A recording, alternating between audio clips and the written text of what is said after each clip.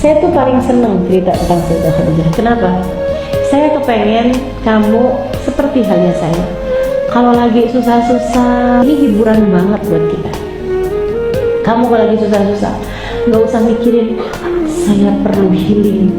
Terus bilang sama suaminya, Bang, saya perlu shopping. Nggak perlu. Teman-teman, bukan di situ letak healingmu. Bukan di situ letak penghiburan hatimu. Terus gimana? Kalau kamu lagi susah hati, kalau kamu lagi sedih, duduk kamu bayangin Sayyidah Khadijah. Kamu kirimin Fatihah pada Sayyidah Khadijah. Kamu baca tuh, Natawassal bil Hubabah. Hubabah tuh Sayyidah Khadijah.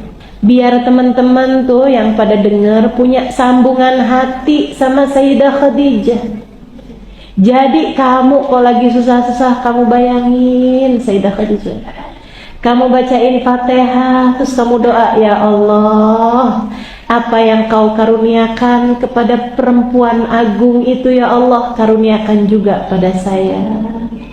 Ya Allah, keimanan, keistiqomahan, keagungan cinta, berharap hanya kepadamu, bersandar hanya padamu. Ya Allah, kesabaran, kesyukuran, ya Allah, semua yang kau karuniakan dalam diri Sayyidah Khadijah, karuniakanlah pula kepadaku, sebab aku sangat memerlukannya. Yang kamu perlu tuh bukan healing, yang kamu perlu itu tambahan syukur dalam hatimu. Yang kamu perlu tuh bukan shopping, teman-teman. Yang kamu perlu adalah tambahan sabar dalam hatimu. Yang kamu perlu tuh bukan jalan-jalan, piknik, bukan. Yang kamu perlu adalah tambahan iman dan keyakinan dalam hatimu untuk paham bahwa kendali segala urusan ada pada Allah, untuk mengerti bahwa apapun yang telah jadi keputusan Allah adalah yang terbaik dalam hidupmu. Hatimu tuh perlu paham bahwa tujuan sesungguhnya dari kehidupan ini adalah keridhaan Allah. Dan itu yang dipunya sama Sayyidah Khadijah.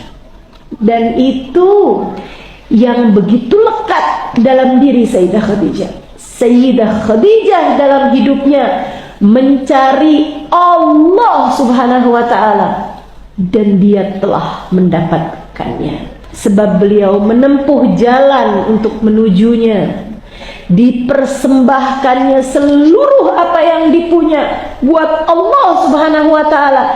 Dan dalam jalan Allah, dalam jalan dakwah untuk Allah Subhanahu wa ta'ala, dalam jalan syiar agama Allah, Sayyidah Khadijah yang semula kaya raya, ia menjadi perempuan yang habis seluruh hartanya untuk jalan dakwahnya Nabi Muhammad SAW. Sayyidah Khadijah, perempuan yang semula dipuja, ia menjadi perempuan yang begitu dihina, bahkan diboikot oleh kaumnya, dan ia persembahkan semuanya untuk jalan dakwahnya Nabi Muhammad SAW, untuk Allah Subhanahu wa ta'ala. Teman-temanku, saudariku sekalian yang saya muliakan, bahkan di akhir hidupnya, di masa-masa jelang kewafatannya, beliau Nabi Muhammad SAW dan Sayyidah Khadijah diasingkan, teman-teman saya sekalian, diasingkan.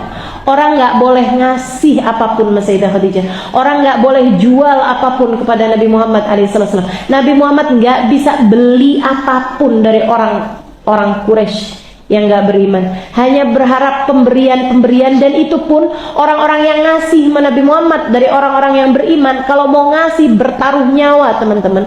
Sebab Nabi Muhammad diasingkan di lembah, namanya lembah Abu Talib.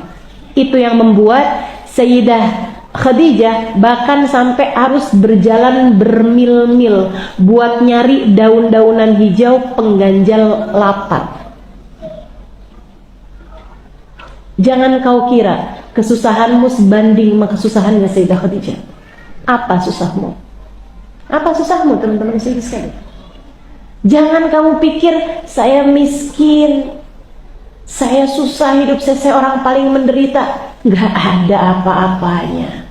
Sayyidah Khadijah tuh sampai tinggal tulang berbalut kulit, berhari-hari menahan lapar. Nanti itu kalau ada yang ngirimin susu, ngirimin roti, berhasil selamat. Banyakannya nggak selamat, udah sama orang kafir Quraisy diusir, kalau nggak mau dibunuh. Ya mereka pun lari. Teman-teman sekalian, kalau berhasil nih ada yang nyampe ke rumah mereka tuh di pengasingan, itu teman-teman sedikit sekalian, Sayyidah Khadijah memberikannya kepada Nabi Muhammad. Engkau dulu wahai Rasulullah, makanlah, minumlah. Yuk Khadijah, barengan duluan aja Rasul. Karena kalau masih ada sisanya saya habis. Kayak gitu. Sampai harus jalan berapa mil, ketemu daun-daunan hijau dimakan Sayyidah Khadijah. Kata Sayyidah Khadijah, saya sampai berasa gigi-gigi saya lama-lama kayak tambah tajam gitu. Yang dimakan daun. Kata Sayyidah Khadijah, saya sampai tahu ternyata kita kalau makan daun nih, kotoran kita sama persis sama kotorannya kambing. Ternyata hijau katanya gitu.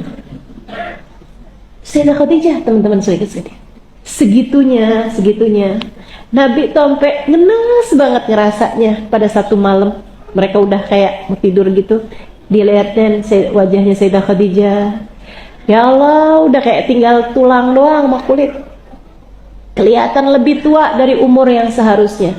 Karena di pengasingan tersebut lebih dari 2 tahun, bukan sehari 2 hari teman-teman, bukan sebulan 2 bulan, 2 tahun lebih. Kayak apa coba? Nabi liatin wajah Sayyidah Khadijah, kemudian bilang gini nih, Khadijah, saya malu sama kamu. Sayyidah Khadijah buka matanya, senyum, diliatin suaminya. Kenapa gitu Rasulullah? Mengapa engkau perlu merasa malu padaku wahai Rasul? Khadijah, aku dulu menikah denganmu sedangkan kamu perempuan kaya raya. Sekarang buat makan aja kamu gak ada. Maafkan aku Khadijah. Aku menikah denganmu sedangkan kamu perempuan paling dimuliakan kaum. Sekarang seperti ini keadaannya. Malu aku sama kamu Khadijah. Kamu dulu adalah seorang perempuan yang cantik jelita. Maafkan aku Khadijah. Sekarang bahkan terlihat lebih tua dari usia seharusnya.